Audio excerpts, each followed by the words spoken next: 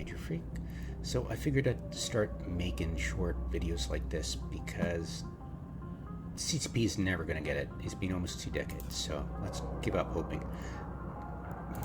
Okay, welcome to EVE Online. You've tried fitting and you're like, I don't understand. I'm trying to increase my power. Well, I think this is power, and what's this and what's that? You've got to realize early on, very early on, that this capacitor thing can be confused with power grid when other people are talking to you. When they're giving you advice, it can be very confusing when they're talking about, you know, when you're in combat and you're trying to control your capacitor. Sometimes they'll mistakenly use power to call it capacitor, or you might start thinking just by this, like, you know, it's easy because, you know, real world terminology, capacitor and power, kind of same thing in power grid, right?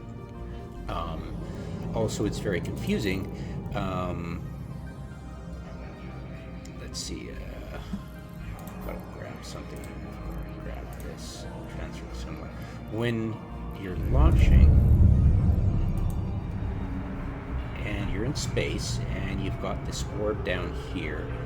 I call it the capacitor orb. CCP calls it the HUD. I know, it's painful. So you can move it. This is your capacitor. When you're fitting your ship, power grid power is important, because that limits how much stuff you can put in there. Now, you see a lot of complaints by new players, or any player really, that, you know, why can't I fit whatever I like in my ship? It's not fair. Just realize, if you're trying to fit something on your ship and it's not fitting, it's probably because you haven't got an upgrade to your ship. You could be you're probably trying to force feed something to your current ship that it's really not designed for, and it would be better suited and better toned to another ship, and you might not realize it because you're noob. You're like, why can't I fit a 10 mm afterburner to my cruiser to make it, to my frigate to make it go faster? You can. It's tricky, but it's not intended. And that's the annoying thing about this stuff. It doesn't really tell you.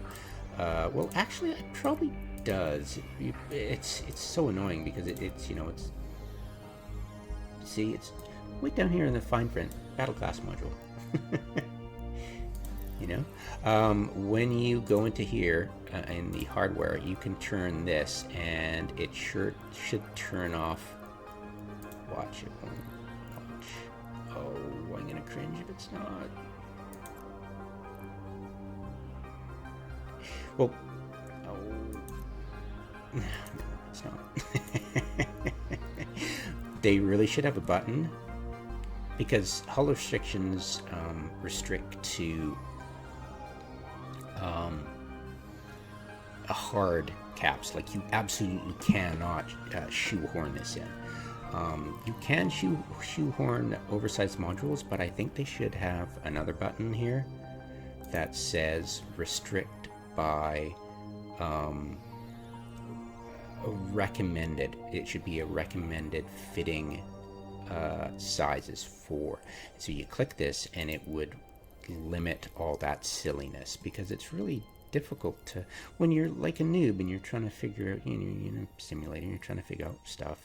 It's really, you know, it's not intuitive to go limit it to that, and there we go. You know, or, you know, I want 10 mm, or I want my warp drives.